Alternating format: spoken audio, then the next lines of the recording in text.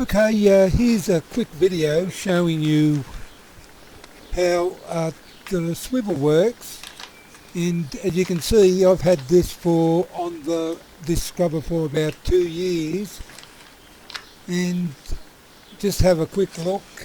You can see the way it's swiveling, and also take note that where the swiveling point is directly above the scrubber, right in the middle, and that's where the force is when you're using it.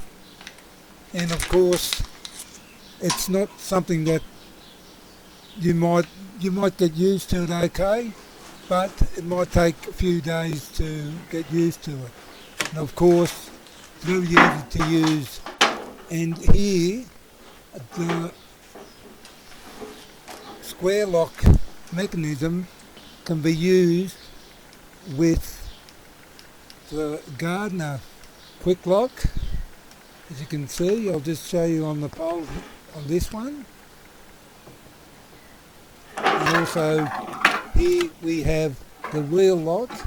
That's the Australian version of the quick lock, and that also goes into this swivel.